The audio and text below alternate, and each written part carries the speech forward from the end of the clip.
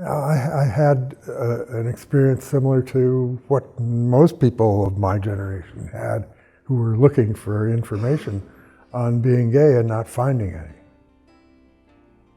Or certainly not finding anything that was supportive. When I was young, there wasn't that much literature out and about. And every new book I found was like this treasure. And the one place to go to possibly find something to address our curiosity or just to assure us that, in fact, we were healthy human beings who deserved a place on planet Earth was the library. To be without history has profound impact on a community. And we knew we had it. It just wasn't to be found or seen anywhere. And so this was an opportunity for us to collect that history and to preserve it as we were making it. Every person in the mural had some influence on or some very direct role in the Hormel Center being built. Here we were in the early 90s being challenged once again to present ourselves as citizens who deserved a measure of equality that we were not yet receiving. And what could be a better project than something within a public library that would focus attention on our existence and our productivity and our presence everywhere in the community. It's a rare opportunity that one would have to be involved in the planning of a great city main library. People looked at the library as a downtown library where poor people and the homeless hung out, and there was no real constituency for the library. The state was in a recession, and all of the furniture and everything else had to be raised privately. Steve's idea was to create a set of affinity groups who would be engaged primarily because they would have a specific location within the new building. The African American community and the Asian American community and the Latino American community and the LGBT community were asked to participate. It wouldn't be right not to have something that highlighted the lives of the gay and lesbian community. The Library Foundation and its director, Martin Paley, was concerned that we not set a precedent where the library is carved up in little pieces. And so we came up with the idea that we would raise money for this center, and we would also raise a significant amount of money for the library as a whole, because the collection would be everywhere within the library. Welcome to At the Public Library. I'm Jim Van Buskirk, director of the Gay and Lesbian Center being planned for the San Francisco Public Library, which is scheduled to open in early 1996 in the new main library. And what we have here are materials from the collection, lots of different materials from the Naiad Press collection donated by Barbara Greer and Donna McBride. We have pulp novels and lesbian nuns. We have Randy Schultz manuscript collection. It's going to be a wonderful collection, and I'm proud of San Francisco Public Library for being the first public library in the country, possibly in the world, to create a specific gay and lesbian center for this particular purpose. We got donations from across the country. We had people who were just waiting for some opportunity. It was seen as a way of making visible our heritage, making visible ourselves. You know, it was very important to many, many people. And some of those people were very comfortably well off, and others just had a few books to give, or had $50 to share, or whatever. It was across the spectrum. We planned a fundraising dinner that would draw attention, and when I walked through the porte cochere at the Hyatt Regency, I could see in a window a room that was set for dinner. It probably held 300 or 400 people. And I thought to myself, oh my God, this is a failure. I didn't quite figure it out until I was told that that was the overflow room. You had people sitting in the foyer of the building. So many people wanted to be there. We didn't want to turn anybody or any check away. And there was a woman there who had on very expensive shoes. And I knew they were. I didn't have them, but I knew they were. And I looked at her and I said, you know, if you will just give us the money you paid for those shoes. The dinner raised more than half of the amount that we set as a goal. We also then did a lot of house parties, and hopefully we inspired a lot of people at the dinner to take a step further and open their own homes and bring their own friends in, so people who weren't at the dinner could become a part of the campaign. And that subsequently a total of, I believe it was close to 3,000 people contributed to the project. I can remember the press conference we did. You had a who's who in the LGBT community, all sitting at the old main library history room, and everyone wanted to be there to be part of it. They saw it as something historic. Many of these same fellows were involved in fighting Prop 6 back in 1978, and also were engaged in the formation of the Human Rights Campaign. Many of them are gone now. Many of them are gone, lost to the epidemic. And there was a lot of concern about fundraising around it. And we basically made a decision that we want you to give money, but if you can only afford to give a small amount of something, give it for the HIV epidemic. If you can afford to do more than that, then think of us as a second possibility. It's my understanding that this was the very first LGBT participation room component of a municipal building anywhere in the country. So it was a big deal. It was our integration into the greater community. One of the things I now remember is that written into our contract was that the center would never be closed. That as long as the library was open and standing, the Hormel Center would be in it. It's a queer city. You know, there was a queer center at the public library. It kind of made sense and definitely affirmed for me that I made a good choice moving to San Francisco. You know, that it was a place where being queer was just integrated into the most common parts of life here, like the library, you know. I guess that when people ask me, what is the most important accomplishment in your philanthropy, that is probably number 1 through 10. It was a dream come true. You know, there was a party in the library on the main floor. It was a good party. It was a disco party. It was an opportunity to be formal and flamboyant at the same time. And it was just spectacular. And the whole building was just wild. The library space was ours, so we had 6 floors. There was music, there was dancing.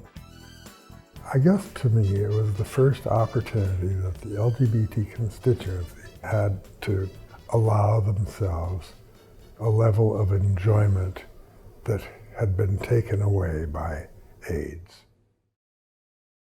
I guess I was getting a little jaded, like, okay, we've done it, it's open, gay and lesbian, hip hip hooray. I wonder if it's not needed. Then, because I was the gay and lesbian subject specialist, books started appearing on my desk, 1 copy, and it had been cut up. Well, that's too bad, things get vandalized. Well, now there's 2 copies. Next week, there's some more, and some more. And finally, there were a lot.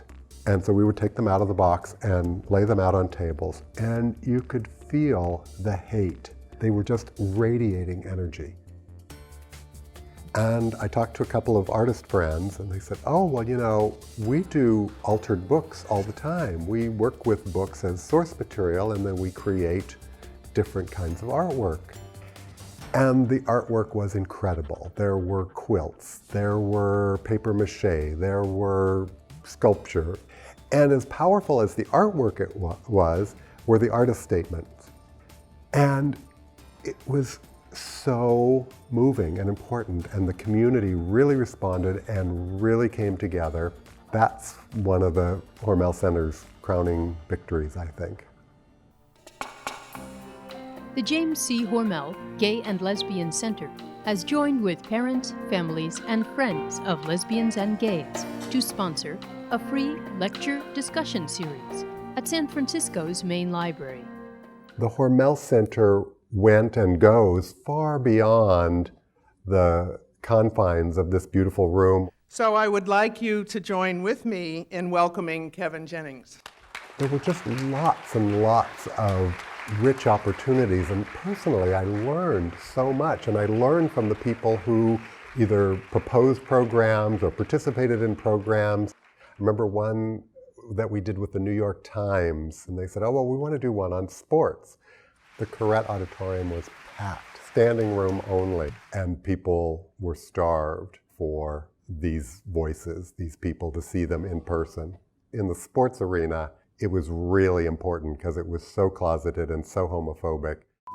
We did a lot of collaborations with community organizations. Moving on now to the third floor of the main library for a look at Sylvester Metamorphosis, chronicling the life of the influential disco diva who epitomized San Francisco gay life in the 70s. Sappho, no ordinary housewife, pays homage to Sappho the Greek poet and is sponsored by the Sappho Project. Gertrude and Alice, from the collections of Hans Gallas and the San Francisco Public Library. Tom Klein, Selected Works, Gay Life, HIV, and AIDS explored in sculpture and assemblages. The work that Diana and I did, we traveled the United States in 2 years and did an epic sweep of the country. So you get a sense of the spectrum and the variation of lesbian families. Managing an LGBT center and being responsible for programming and exhibition and collections is constantly fascinating and changing and never routine. Everybody loves this room. They love the mural, they love the exhibits, and people enjoy the intimate feel of being in here. So I started a meditation group in the Hormel LGBT Center, and every Wednesday from 12 to 12:30, I lead a partially guided meditation. The highlights for me really have been programming, meeting fascinating people like the historian Lillian Faderman, writers like Dorothy Allison, poets like C.A. Conrad. I'm the faggot at dinner asking to be alone with the children.